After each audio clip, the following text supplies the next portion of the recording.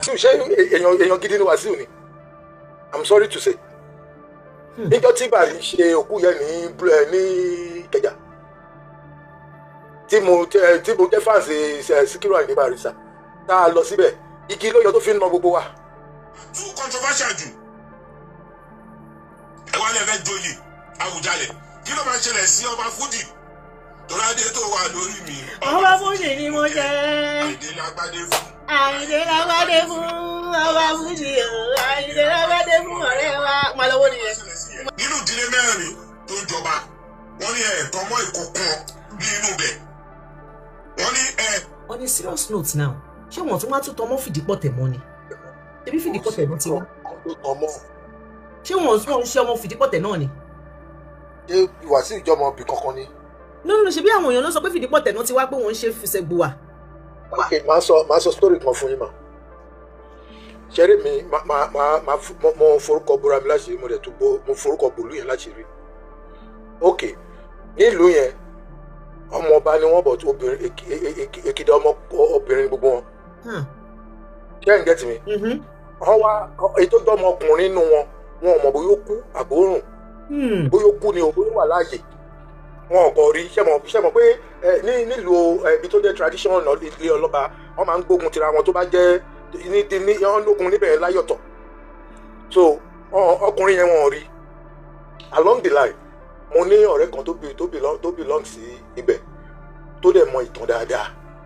Wọ́n láti mú mi ilẹ̀ la bá lọ síbẹ̀ wọ́n láti mú mi lọ sínú ibẹ̀ yẹn wọ́n dẹ̀ introduce mi wọlé as ọmọ tó ń wá yẹn. Wow. Nítorí àwọn family yẹn ò fẹ́ lose post yẹn. Adẹ̀jọ́ ń ṣe meeting my own name mo gbé over side ó dẹ̀ ń jórúkọ wọn whenever they are doing meeting. Wasiu ṣé èèyàn gidi ni Wasiu ni? I'm sorry to say. Níjọ́ tí bàrí ṣe òkú yẹn ní Ìkẹjà. Tí mo jẹ́ fáǹsì Síkírù Àyìndé Barrister. Tá a lọ síbẹ̀, igi ló yọ tó fi ń na gbogbo wa. Kò níwà kan tó dáa rárá. Ní program ní orí TikTok ń bí báyìí ẹnìkan sọ lórí program kan tí mo gbọ́ pé àwọn lọ síbì kan ní pàtí kan ìbọn ló yọ sí wọn bẹ́ẹ̀. Nígbà tí tó dìjà. So bọ̀bọ̀ yẹn ò ní kò wọ́n ti ẹni tó mi ò mọ wáyé tí ilẹ̀ Yorùbá tá à ní discipline rárá. Nígbà tó gbéra ẹ̀ lọ́mọ fìdípọ̀ tẹ̀ mọ́lẹ̀ tẹ́yọ́ bá bí yàn délé kan àṣà náà tó ń jọ ṣe kékeré. A ní àwọn tó ń jọ ṣe kékeré.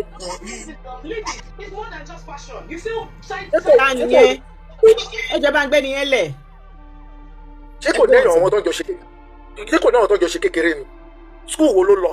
Àwọn olóńjọ lọ skúù tó ń jọjọ́ ọmọ ìdílé ọba yẹn. Nígbà tó ń pè rẹ̀ ní ọmọ ìdílé ọba àṣà náà tó jọ kàwé níbẹ̀ yẹn. Ṣé kò rẹ́ẹ̀nì kankan mú jáde? So ó wá dé sìn ó ní òun ọmọ fìdípọ̀ tẹ̀ mọ́lẹ̀ òun ọmọ gbà kan wọ́n máa wú kan. Possibility wà tó bá ṣe findings wọn dáadáa ó lè má tọ́ mọ́ tí fìdípọ̀ tẹ̀ mọ́lẹ̀ tó ń sọ yẹn. Tó bá ṣe findings tó bá ṣe screening yẹn dáadáa. He's a very useless man, I'm sorry to say. So bí ilé ayé ṣe dà nìyẹn and gbogbo àwọn nǹkan tó dẹ̀ máa ń ṣẹlẹ̀ tí gbogbo nǹkan tó fi ń lọ bó ṣe yẹ kó lọ nìyẹn. Bàbá àti tó sọ̀rọ̀ tó ń sìn nínú ọ̀rọ̀ ẹ̀ ti rí pé òótọ́ wà bẹ́ẹ̀ bọ́bọ́ kan ó jẹ́ fáìsì Wasiu ni ó ń sọ̀rọ̀ ló ní gbogbo òun ló ṣe lọ sí Ìjẹ̀bú ló ṣe gbá sí Ìjẹ̀bú ẹni tí tiẹ̀ bá ti bàjẹ́ máa wé èèyàn kúnra ó ṣe náà yẹn ó fi ń dùn wọ́n lójú ni. tó bá jẹ́ pé if there is no proof pé wọn kì í ṣọmọ Ìjẹ̀bú ṣe mọ̀ pé tó bá ṣe nǹkan sí Ìjẹ̀bú ara àwọn nǹkan yẹn náà máa wò mọ́ wọn lára tí wọ́n bá fẹ́ lọ jẹ ẹ́ ní oyè níjẹ̀bú àbí. Wọ́n dẹ̀ ti fún ní ọmọ oyè olórí ọmọ ọba ṣé kò tó ni wọ́n fi ẹ̀jẹ̀ lè mọ́mọ́ tún du sẹ́ríkì wọ́n bá sọ kò gbọ́ ó ti jẹ́ gbogbo yẹ̀yẹ́ tó wá kó rẹ̀ sí ìṣòdì àní tó fi ra gbogbo fámìlì ẹ̀ lára ẹ̀ tó bá fi jẹ ọba Ìjẹ̀bú tó bá fi jẹ oyè Awùjalẹ̀ ọba adé láti lè fẹ̀ wá ni kì í ṣadé àwọn ṣẹ́rífẹ́ tàbá sọ̀rọ̀ adé àwọn tó jáde láti lè adé àwọn Odùduwà lọ́wọ́n adé àwọn tó ọmọ ilé Ifẹ̀ gidi tọ́ àwọn adé tó jáde bí Aláké ọ̀fẹ̀gbà adé láti lè fẹ́ ni Awujale adé láti lè fẹ́ ni so ṣá ó rò pé àwọn adé kan tọkọ máa gbé tó máa fún anybody àwọn ọba kan wà tó jẹ́ pé ọba tí kò ṣe dandan kó jọmọ ìlú yẹn ló jẹ́ like irú ìlú kan ní Ondo state ń sìn àjèjì ló jọba ń bẹ̀ nítorí pé ó ṣe wọ́n lóore ń bẹ̀ ni náà fi ṣùṣù jọba àwọn yẹn máa ń wáyé bẹ́ẹ̀ wípé dábìtẹ́ ẹ bá ṣe nǹkan báyìí fún wa ní ìlú yìí o àfún yín ní adé ẹ̀mí náà wà lára àwọn tí a máa jọba ń bí irú yẹn wà bẹ́ẹ̀ bọ̀ kì í ṣe àwọn adé tó jẹ́ Ọọ̀ni of Ilé-Ifẹ̀ adé bàbá tó lọ yìí adé tó ṣe kí ló ṣe pé Ọ̀yọ́ àwọn adé ibi tá à ń sọ̀rọ̀ yìí adé Aláké àwọn adé tó wá láti Ilé-Ifẹ̀ ni òun wá fẹ́ tẹ́rí sí i ó rò pé eré nǹkan kékeré ni kò yá dóbi tó ti ń kọrin ẹ̀jẹ̀ jẹ́jẹ́ kọ́ máa náwó ẹ̀ fún kọ́ máa ná tó bá ṣe náwó fún jẹ́jẹ́. so advice tẹ́yìn máa fún wọn nìyẹn pé kán tibẹ̀. ó jókòó ẹ̀jẹ̀ jẹ́jẹ́ Ọlọ́run ò tẹ̀ ẹ̀rí tí ó débẹ̀ torí kò ní wà òòṣà Ìjẹ̀bú òòṣà wọ́n ní gbà míì pé tí wọ́n bá pé tó bá débẹ̀ gbà míì pé wọ́n máa kọ́ wọn níwàwù èèyàn kan náà lórí iṣẹ́ yìí náà ti sọ mi bọ́ fún pẹ̀yẹ sí i. Wàsíù lè change ṣé Wàsíù lè change ni sísítà mi Wàsíù tẹ mọ̀ yẹn tí ó lè yí padà gbọ́ bóyá embarrass president wa lórí kìnìjọ tó ń bá a sọ̀rọ̀ bí ọmọ kékeré rí tó obìnrin tó kọ́kọ́ gun mọ́tò Nàìjíríà Abẹ́òkúta ló ti wá ẹni tó kọ́kọ́ fọwọ́ dá plane dúró Ìjẹ̀bú Òde ni history tí ò ní parẹ́ ó ti wà níwèé history ẹni tó já lọ́mọ plane lẹ́nu ẹ fi Wàsíù lẹ̀ síbi tó wà.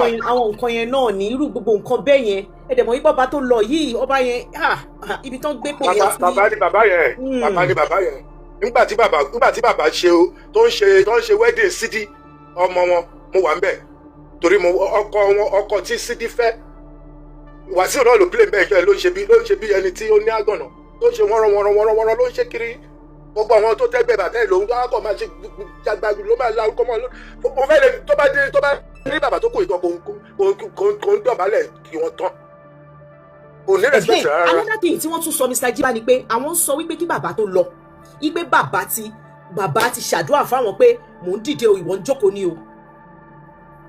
nígbà tí ó máa tán fi jẹ ọba orin Fújì ṣé Barrister ò sọ fún pé ìwọ ni máa gbélé lẹ́fún èèyàn lè sọ bẹ́ẹ̀ náà bàbá ò tó bá lọ jí bàbá mi tán wà bàbá ò mí nẹ pé bóyá kó lọ du oyè níbi tí kò ti tán mọ́ wọn tó tán mọ́ wọn ń dìde tó ti ẹbí gbogbo ẹ̀ làwọn náà sọ yìí gbogbo ẹ̀ làwọn rí lórí TikTok náà wọ́n ṣe mítìnì níbi tí wọ́n ti lọ ṣe mítìnì èní ìlódà wípé wọ́n tún lọ ṣe mítìnì kan ní hall kan lẹ́nu ṣe bẹ́ẹ̀ ní 15 a máa gbọ́ rí sọ a máa tún gbé sórí TikTok tá a máa rí gbogbo ẹ̀ ṣe mẹ́ wọ́n lè sọ fún bẹ́ẹ̀ gbọ́ kì í ṣọmọ ọmọ fìdíbọ̀tẹ̀ yẹn gangan wọ́n lọ ṣe skinning ẹ̀ dáadáa wọ́n á rí pé kò tán mọ́ bẹ̀. because bó máa ń ṣe mí nìyẹn sìn pé wọ́n wá sọ wá ṣe pé wọ́n tún máa ń sọ sí pé wọ́n ń ṣọmọ fùsẹ̀gbùwà mọ́ wọ́n tún wá fẹ́ máa sọ wípé wọ́n kì í ṣọmọ fìdíbọ̀tẹ̀ ìyẹn ló hard. ṣé mọ̀ pé téèyàn bá ti ya olè jẹ́ lójú kòkòrò ó máa fi olè ẹ̀ fi bá gbogbo nǹkan jẹ ni. ní ìsìn bó ṣe wà yín sìn tó bá jẹ́ ń sìn bá jẹ kò lè kàn mọ́ kó tó lọ́jọ́ tó dé fún un. ṣé ẹni tó jẹ yẹn tó bá lò bíi 50 or 60 years or 70 ṣé Wàsíù tún máa jọba mọ́ ṣé kí ló create fún àwọn ọmọ ẹ̀yẹn àti family ẹ̀ tí oyè lórí ọmọ ọba gan ọba bọ́mọ lọ́wọ́ níbi tó dé náà bá fún lẹ́tà pé kó lọ jókòó nílẹ̀. ọ̀sẹ̀ honorary nìyẹn tó lè gbà yẹn lọ́wọ́ wọn ni. ẹ̀ṣẹ̀ yìí ká ṣe máa wo bí tó ń tàn lọ yìí ó sì ṣe é ṣe kọ́ ní kó gbóyè kó gbélẹ̀. ẹ ṣé Mr. Jiba ẹ ṣé Mr. Bafana, are you there? Àjẹdúpẹ́ ẹ̀kálẹ̀. ẹ̀kálẹ̀ life is beautiful. Hold on Mr. Bafana. Sẹ́rí ẹ má yẹta akẹ́tẹ̀ ju ìsítẹ́rì ṣe àjẹdúpẹ́. Sẹ́rí Bísóyè ẹni tí mo mọ̀ dáadáa tàbí ṣe kékeré ni yes Bísóyè Òṣòdì ọmọ Òṣòdì ni. Nítorí Bísóyè tó sọ̀rọ̀ yìí tó wà lókè yẹn tó wọ glasses Bísóyè lórúkọ ẹ̀ Bísóyè Òṣòdì. òun náà ò dáa. Bísóyè Òṣòdì ṣebí the same thing tóun náà ṣe ń gbà Tinubu nìyẹn ṣebí the same thing tó sọ pa Fáṣọlá nìyẹn they be the same thing tó sọ pa club boy and body nìyẹn ṣe be the same thing tó sọ pa club bobo tó wà lórí yìí. Paul wọ́n no gbé wá sí Wahala Ekiti ni kò dá o ọmọ Ìjẹ̀bú ni daddy mi o. Sanwó-Olú the same thing tó sọ náà ni and he went back again to now start saying we should now vote for Tinubu. Bisoye two-face ni àmọ́ dáadáa ní Tòkunbọ̀ àti dúpẹ́ tẹ máa pè tí ṣe máa ń sọ̀rọ̀ mi lè pè lórí fọ́ọ̀mù mi máa bá sọ̀rọ̀ ní sísẹ́ máa gbọ́. Bisoye ẹlẹ́ni méjì. No, life is beautiful. Some facts, some truth. I'm more content. So, who are not going to so? You understand? Auntie me, the same thing those song Tinubu náà nìyẹn. The same thing those song Tinubu náà nìyẹn now. So many got to so bro, but Jerry, tí wàá sún tó máa jọ yẹn. O sẹ́ni kọ̀kọ́ tó máa mú dání ẹ̀ àǹtí mi. Bọ̀ báwo ló ṣe fẹ́ wọlé? A jẹ́ òsín kọ̀kọ́. Wọ́n ṣàrí bí ẹbí kankan. Wọ́n kò lè lọ wọlé láì rí ẹbí tán àtàtì mọ́. Àǹtí Dúpẹ́, is it not Nigeria that we live? A jẹ́ òsín kan tó máa ṣẹlẹ̀, a máa kọ kíbe, a máa kíkí pa ìlú náà ni. A jẹ́ ogun máa ṣẹlẹ̀. House of Joy, ẹgbàá kan tí mo sọ fún yín tó máa jẹ́ àjẹ́, but the only thing tó ti live jẹ́ ni pé Tinubu náà máa pèsè ẹgbẹ́, a sọ pé wá ọ̀gbẹ́ni, o ò lè ṣe eléyìí tún ju ẹ lọ. Àwọn tó máa pè é nìyẹn, àwọn tó máa ṣẹ́rí, Wasiu has grown. Don't you think that wọ́n ní igi lọ́gbà báwo ló yẹn sọ for him to be even doing it? You think he doesn't oní kọ̀kọ́ tó gbójúlé ni? Good, that's what I'm trying to tell you. Oní kọ̀kọ́ tó gbójúlé now, but àwọn ọkùnrin máa pè é sẹ́gbẹ̀ẹ́. Ṣẹ́rí gbèrú Wasiu, gbogbo àgàrà wo gbogbo wọn grow up sí. Àǹtí Dúpẹ́, gbogbo ara gbogbo sọ gbogbo ara wa. Ṣé yẹn oní kọ̀kọ́ tó gbójúlé, and I will still stay back again. If this guy wants to become the king, Awujale, ó lè jẹ́. But àwọn èèyàn máa pè é sẹ́gbẹ̀ẹ́ ni pé wá ọ̀gbẹ́ni ní sùúrù bí àwọn bíi Tinubu ló máa pè wá kí ló fẹ́ àwọn máa fún ẹ̀ nǹkan tó máa fẹ́ fọ̀ fi kíní ilẹ̀ tó máa fẹ́ jẹ́ àjẹ́ náà ti Dúpẹ́ ṣe bí Nàìjíríà no be Nàìjíríà we dey ṣé rilwan tó wà lórí oyè ọba Èkó ṣé òun ló jẹ́ tó wọlé ni rilwan ọba Èkó tó wà lórí ẹ̀ ṣé òun ló jẹ́ tó wọlé ni àti Dúpẹ́ mẹ́kẹ̀ta pọ̀ lọ́tọ̀ ra wa ṣé òun ló jẹ́ tó wọlé ni ò tí kàn náà rilwan ṣé òun ló kàn ò tí kàn náà Saheed Elegushi ṣé Saheed ló tó láti ìjọba ń sìn ni ẹ má yẹta máa sọ gbogbo ilé gbogbo àwọn we're all negotiating now gbogbo ọtí tó láti máa jọba but Tinubu ló ń fà wọn síbẹ̀ Saheed Elegushi was Tinubu PA when he was governor Rasheed Okanla Chief Justice Okanla ọmọ ẹni kí ló ń pè kọ́ secretary general kí ló ń pè kọ́ secretary general Lagos State ń sìn Okanla orúkọ ti sápá mi Okanla náà ni Muri o ti get it we went to school together now Àǹtí Dúpẹ́ Muri Okanla chief secretariat of Lagos State nísìnyí o ti kúrò mẹ́rin sí ṣe bí gbogbo they were all PA of Tinubu ṣé Tinubu kọ́ ló fà ọ́ ni gbọ̀ngbọ̀n tó onírù ṣé òun ló jẹ́ tó jọba ni. Nǹkan mi ò sọ fún yín mò ń sọ Èkó fún yín nìyẹn foundation nǹkan mi ò sọ tí princess máa wà bíbí princess á máa dá kalẹ̀ fún yín bíbí. Gbogbo ọ̀tọ̀ tí tó láti jọba náà. Ẹni sùúrù sa ẹjọ́ tó lọ ẹni sùúrù. Ẹni sùúrù. Eldon Mr. Ola Eldon eba round of life is beautiful so that Mr. Bafana sọ̀rọ̀ then Prince sọ̀rọ̀. So all these people they're not there. Tinubu no tí wọ́n sí gbogbo position yẹn because he was trying to build Lekki. And those say to young boys, let's see, because they were under him when he was the governor of Lagos State. And they all Ijebu la nso yi. Àǹtí Dúpẹ́, o si ṣé Tinubu ọmọ Èkó ni Tinubu ni. Tinubu no be ọmọ Èkó now. Ṣé bá gbé wá s'Èkó ni. Ìyá Tinubu ló gbé wá s'Èkó now. Àǹtí Dúpẹ́, ẹ má yẹ dá sọ̀rọ̀ jù. Ẹ yẹ dá lèmi sọ̀rọ̀. Hey, Kale, beautiful people. Thank you so much for sharing. God bless you. Please help me to share, help me to invite. Like I said, I didn't plan to revisit this, but I was getting a lot of calls, people that have a lot to say about, K1 and the recent developments that I'm going to be telling you, but I'm very sure that you know about it. But in case you don't, I will tell you.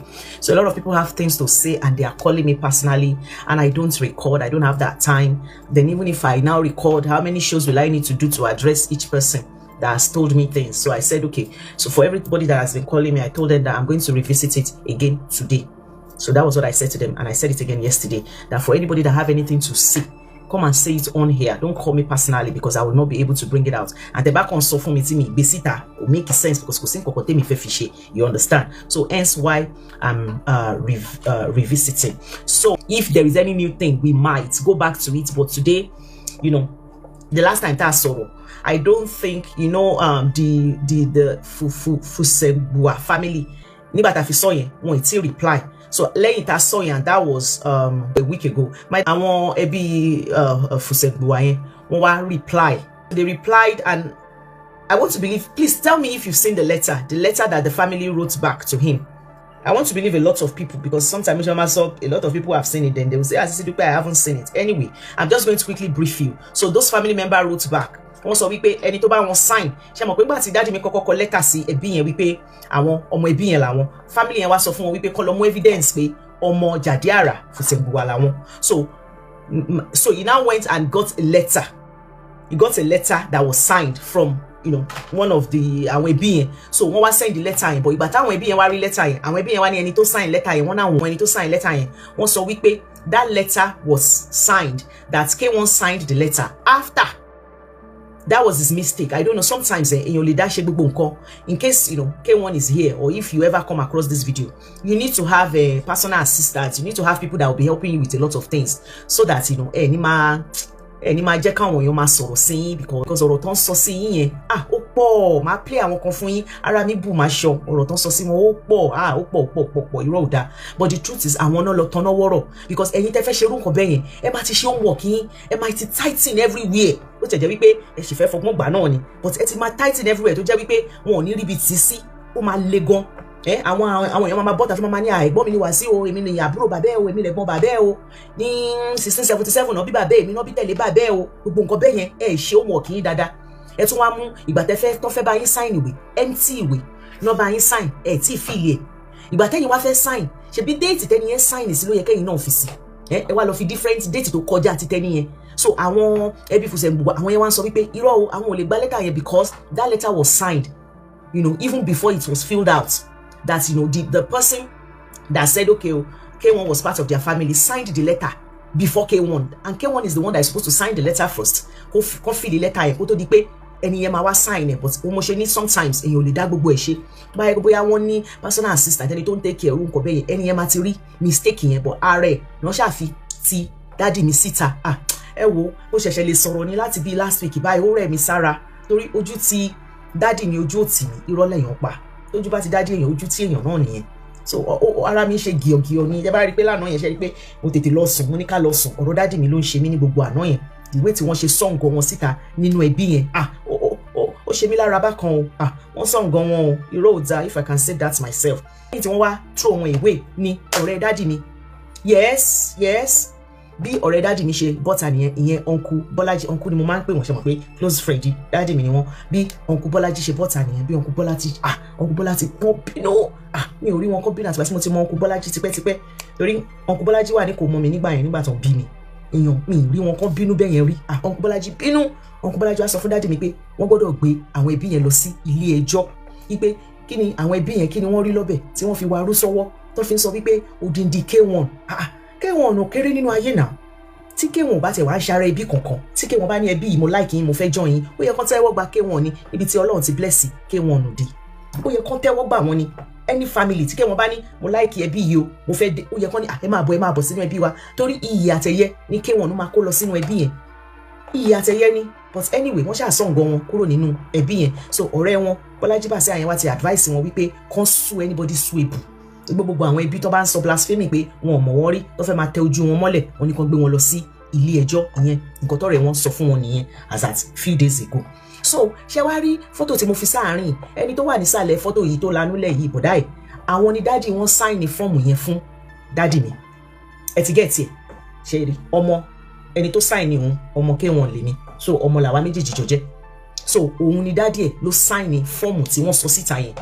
Now ibi tí mo ti wá mọ̀ wípé àbòsí wà nù kínní, mo mọ̀ wípé máa sọ wípé mo ń gbèsè yín wọn ni, but àbòsí wà nù ẹ̀. How can you sign a form? How can they come to you that we need you to sign a form, but they did not tell you the person's name? They just told you that, see, how will I put this? Laarin èmi àti, even if K1 is entitled to this post, let's say wípé fìdí pọ̀tẹ̀ ni ó kàn láti jẹ ọba, let's just say pé fìdí pọ̀tẹ̀ ló kàn, kí K1 wá fẹ́ jáde nídìílé fìdí pọ̀tẹ̀ yẹn, they're still going to be ariwo báyìí. I'm telling you, because it's K1. Anything K1 is going to be like uproar, loud. He has a lot of haters. He has a lot of people that likes him, and he has a lot of people that don't fancy him, that don't like him. He has a lot of women that likes him, and he has a lot of women that don't fancy him at all. So the truth is, even if people are still going to frown. Once she might frown at it. That's one thing that I want us to know. So now, mo fẹ́ play nǹkan tí bọ̀bọ́ yẹn sọ fún yín. Ọmọọba Onídùn Adéyẹmọ Ojúnẹyẹ Ẹrúbodò tí mo jẹ́ ọmọ bíbí Ọ̀túnba ọmọọba Adédáyọ̀ Abáyọ̀mí Ojúnẹyẹ Ẹrúbodò. Mo wá pẹ̀lú àṣẹ tí bàbá mi fún mi nípa lẹ́tà tí ó jáde láti ìṣègùn ruling house tí ó jáde káàkiri bí ọjọ́ mélòó sẹ́yìn. Ọwọ́ Wasiu Ayinde wípé kí ni àwọn onílọ́bẹ̀ táwọn fi wá wọ́wọ́ táwọn fi sáì fún Wasiu Ayinde. Wọ́n ní ìkan nínú àwọn ẹ̀mẹ̀wá ẹ̀ ni ó wá bá wọn nílé tí ó sọ fún mi pé àwọn gbọ́ àwọn jẹ́ mọ̀ pé ogi inú. You see this question that I asked about what got our kọ́ nínú kínní. Ẹ jẹ́ kí n kọ́kọ́ sọ nǹkan tèmi kọ́. Ṣé rí nígbà míì tọ́lọ́run bá ti bless ẹ, tọ́lọ́run ti ṣe dáadáa fún ẹ. In as much as owó tó lówó ipò tó nípò, you want more. Kéèyàn máa tọrọ fún discerning spirit that you will know when to stop. Tó jẹ́ wípé you will know where not to go and ask for things, and you will know where to stop. My darling sister, Miss Salaye Olamoriyin, I'm telling you, you need to know where to draw the line and stop. Because yes, a lot of people might not like K1, but God has blessed him in his own way. You know, he can enter anywhere, anytime. He has this connection. He gets away with a lot of things in Nigeria. You understand? So for me, I don't know.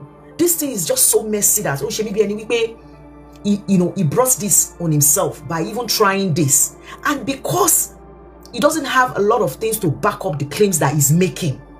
Tó bá jẹ́ wípé wọ́n ṣe ń bá wọn fà yìí, wọ́n ní àwọn èèyàn tó ń bọ́ síta sọ wípé ẹbí ìyá ẹ̀ ni mí, ẹbí bàbá ẹ̀ ni mí, èmi làbúrò bàbá ẹ̀, mo mọ̀ ní kìnnìkan ní 1967, mo wà níbẹ̀ nígbà tó ń bí.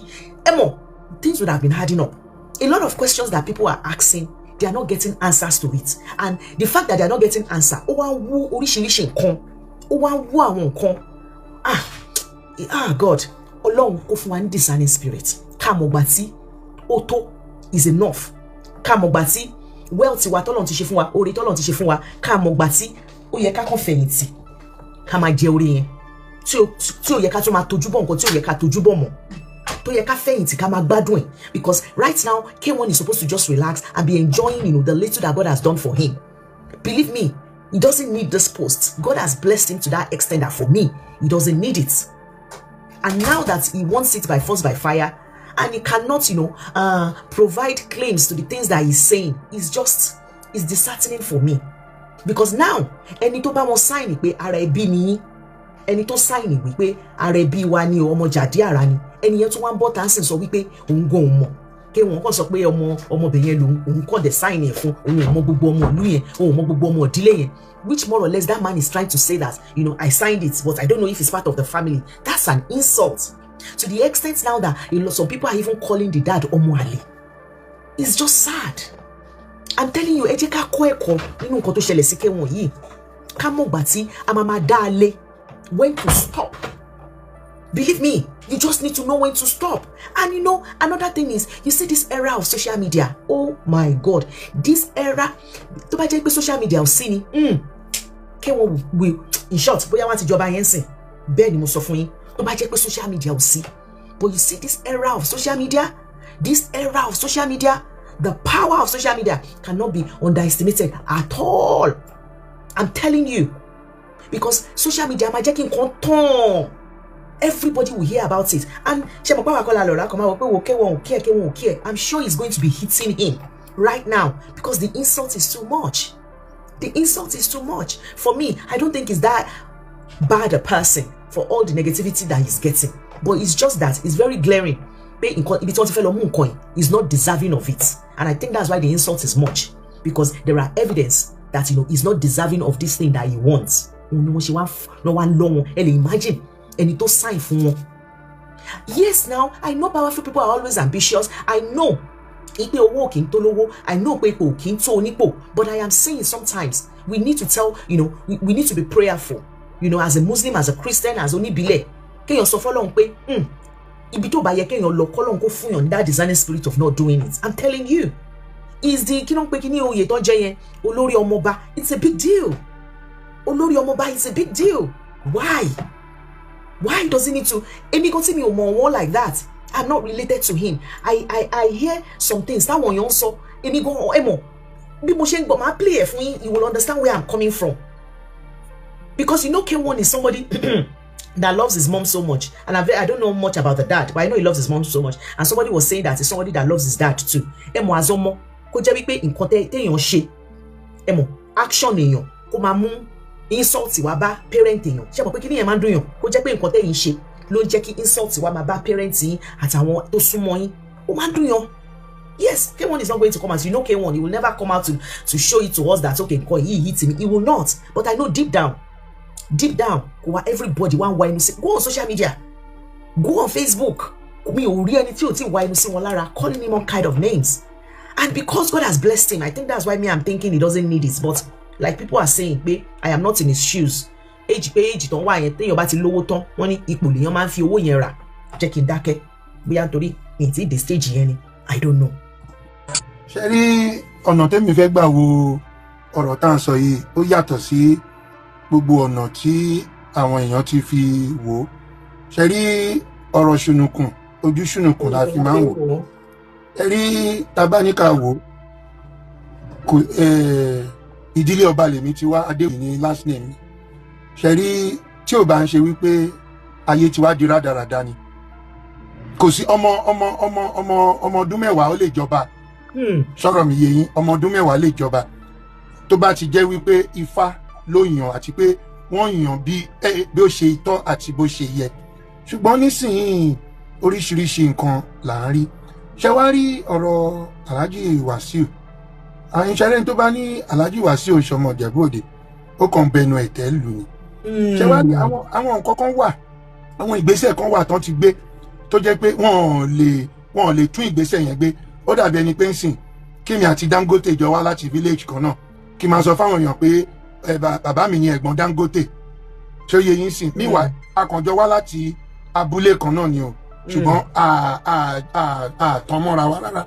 So wọ́n ti associate ara wọn mọ́ àwọn family tí ò ń ṣe family wọn sọ̀rọ̀ mi yẹ yín sìn. So àti wá tún kìíní yẹn ṣe sìn ó wà very difficult tá a bá ní ká túṣu désàlẹ̀ kòkò fìdípọ̀tẹ̀ táwọn èèyàn ń sọ yẹn gan ní ìṣọ́ pé wọ́n wá láti fìdípọ̀tẹ̀ sọ̀rọ̀ mi yìí ń sìn ṣùgbọ́n. ẹ̀yin sọ pé ọmọ Ìjẹ̀bú ni wọ́n so ẹ̀yin gbà pé ọmọ Ìjẹ̀bú ni wọ́n. ọmọ Ìjẹ̀bú ni wọ́n. ìlú tí wọ́n rí Ìjẹ̀bú yẹn ni. ṣe wá rí bó ṣe ń ṣe iṣu ọ̀bẹ lóye bó ṣe ń ṣe ìyàwó ọkọ ẹ̀ ló mọ̀ ìdílé táwọn fúnra wọn gan ti wá àwọn fúnra wọn mọ̀ but bóyá nítorí wípé wọ́n ti pọ̀n sí ibì kan jù wọn wá fẹ́ ṣẹ́mọ̀ pé tẹ́lómi bá wà ní school ó lè máa jẹ́ Bíọ́lá Ọláwálé tó bá dé university a lọ change orúkọ sí family name ṣọ́rọ̀ mi yé yín sí. So àwọn àṣìṣe kan àwọn ìgbésẹ̀ kan ti wà while he was growing up tó jẹ́ pé at the end of the day wọ́n lè correct ẹ̀ mọ́. wọ́n ṣe wá rí pé níjẹ̀bú Òde tèmi mọ̀ mi lè sọ ìlú mi o that's why tí President Tinubu tó ṣe recuse ara wọn from this ọ̀rọ̀ tá à ń sọ yìí gbogbo ìlú wọ́n lè fi. everybody is like president ò ní pọ́tà wá sùn kankan. no tí president bá fẹ́ be part of this wọ́n máa pàṣẹ ni kò dẹ̀ ṣe tó lè yí àṣẹ yẹn padà president máa àṣẹ lọ bá ń pa ọba òkín dábàá president máa pàṣẹ ni pé Alhaji Wasiu nìkan fi jẹ kíní yẹn kò dẹ̀ ṣe tó lè yí ṣùgbọ́n torí pé àwọn gan mọ irú ìlú tí nǹkan yìí ti ń ṣẹlẹ̀ pé kò ń ṣe ìlú tí wọ́n ti lè ṣe irú nǹkan bẹ́ẹ̀ yẹn sọ̀rọ̀ mi yé yín sìn àwọn èèyàn tó máa sọ gbólóhùn tó bá gan ò ní pẹ́ lórí ìtẹ́ gan wọ́n wà Ìjẹ̀bú Òde tó bá jẹ́ pé kán fi agídí ṣe ni wọ́n á fa agídí ṣe sọ̀rọ̀ mi yé yín sìn kan tó bá máa gbà ni wọ́n máa fún so àwọn gan Alhaji Wasiu fún ara wọn gan wọ́n mọ̀ wípé nǹkan táwọn fẹ́ tẹ́rí sí ìtàrí àgbànàkú ni. So nítorí ìdí èyí èmi mọ̀ pé ọmọ Ìjẹ̀bú Òde ni wọ́n ṣùgbọ́n ibi tí wọ́n ti wá ni àwọn fáwọn ni wọ́n lè sọ pé ó dá ẹ̀yin èèyàn àṣìṣe ni o torí ìdí kan àbí ìdí kejì o ni mo ṣe sọ wípé ibi báyìí ni mo ti wá o sọ̀rọ̀ mi yé yín sí. ẹ máa le díẹ̀. ó máa le ẹ mọ̀ wípé tabaníkà wò dáadáa kò séèyàn tí ò ń ṣàṣìṣe èmi ní ọ̀rẹ́ tó jẹ́ pé Brazil ló ń gbé ń sìn torí pé ọ̀rẹ́ ẹ̀ gbà sílé ọ̀dọ̀ wọn ló gbé tó fi dàgbà ó dẹ̀ change orúkọ ẹ̀ sí Adékúnlé orúkọ family àwọn ọ̀rẹ́ ẹ̀ sọ̀rọ̀ mi yẹ yín sìn ṣùgbọ́n àwa tá a close mọ́. but irú ẹni yẹn náà will still be able to find their way back. They because there will be relative that will recognize him even though he has changed his name. níbi tọ́rọ̀ dé ń sìn Alhaji Wasiu ń ṣe èèyàn ìwà wọn ò lè jẹ́ káwọn èèyàn kan jáde pé ṣe mọ̀ pé tí wọ́n bá ṣe rere ara kì yóò yá ọ ìwà wọn ò lè jẹ́ kí àwọn èèyàn jáde pé ẹ filẹ̀ ara wa ni o kẹ́nikẹ́ni má na bọ̀bọ̀ yẹn o ara wa ni o. ẹjọ ẹ má bínú Ṣàgíbó ní Ṣàgámù. Ṣàgámù after Ìkòròdú ni Ṣàgámù wà. torí èèyàn kan tún náà mọ Ṣàgámù ni wọ́n mi. ẹ ṣe rí oríṣiríṣi la máa gbọ́. Mr. Dave ẹni tó bá lè prove ẹ with document ṣe mọ̀ pé tó bá jẹ́ court nísìn pé bíbá ẹni ò document ẹ wo okay for example sin David Beckham Whips Trust Hospital náà bí sí ẹ bá dé Whips Trust ní Leytonstone sin ẹ máa rí ìṣe nǹkan tẹ̀lé access ni ṣé tó bá lè sọ pé okay bí báyìí náà bí sí o document rẹ o I heard that I'm a believe but gbogbo ẹlòmíì máa tún dé sí wọ́n lè ní Ìjẹ̀ṣà náà bí sí so gbogbo àwọn nǹkan bẹ́ẹ̀ of verified information la máa ń pè ní journalism. ẹ ṣe Mr. Bafana ẹ jẹ́ kí n gbọ́ from Prince ẹ má ti lọ Prince ṣe wà bẹ́ẹ̀. mo wá o sísá dúpẹ́ ẹ kú. ẹ wà ẹ kalẹ́ sà. mo kí gbogbo àwọn onílàákàyè tó ti sọ̀rọ̀ people have spoke well but two angle ni máa fẹ́ jẹ́ ká wò first angle ni wípé gbogbo wa tá a wà ní ibi báyìí sìn gbogbo wa la ní ẹbí àwọn Yorùbá dẹ̀ sọ pé ọmọ ẹni ò ní burú títí ká lè fún ẹkùn pàjẹ́ so gbogbo wa la ní ẹbí kò sí bó ṣe lè burú tó àwọn ẹbí kan máa wà tó máa jẹ́ tiẹ̀ lọ́ máa ṣe. àgbàyà ni Mr. Dave. kò tiẹ̀ àwọn ẹbí kan wà kò sí bó ṣe lè burú tó kò ṣe lè wicked tó àwọn ẹbí kan wà níbi tó ti wá tó jẹ́ bí ẹ̀ gbọ̀ngàn tó yẹ pé tiẹ̀ lọ́ máa ṣe. ọmọ wa náà ni tó ti yẹ ìyẹn ló wá ń bá fún mi látọjọ́ tọ́rọ̀ yìí ti ń ṣẹlẹ̀ tá a bá fojú inú wò ó kò sẹ́ni tó jábọ́ láti ọ̀run bọ́rọ̀ yìí ṣe wá di ariwo tó dàbí embarrassment fún K1 ṣé kò yẹ ká ti rí ẹbí kan nínú Ìjẹ̀bú ń bẹ̀ yẹn pé Ìjẹ̀bú bí la bí sí àwa ní díẹ̀. bẹ́ẹ̀ni nǹkan táwọn èèyàn ń sọ nìyẹn. àbí ṣe mọ population àwọn tí wọ́n ń pariwo báyìí àdẹ̀rí single soul kó jáde pé èmi ni ìyá bàbá ẹ̀ èmi làbúrò ìyá bàbá ẹ̀ èmi náà ẹ̀gbọ́n ìyá bàbá ẹ̀. àbọ̀ ń bínú sí wọn ni. mo ní mo ṣe pòwe fún yín wípé kò sí bọ́mọ ẹni ṣe lè burú tó káwá lè fẹ́ kó pàjẹ́ a máa rí inú ẹbí tó máa fẹ́ràn yín a máa rí inú ẹbí tó ò ní fẹ́ràn yín ibùn kẹ́niyẹn máa já olè àwọn ẹbí kan wà tó máa gbọ́ a lè tí dànù ara wa ni. kan ló jáde. ti yẹ yín nísìnyí so wọ́n á ní pé àtúnṣe ní kẹjẹ ká wá sí kó má bọ orúkọ wa jẹ́ bí bẹ́ẹ̀ lọ ara wa ni.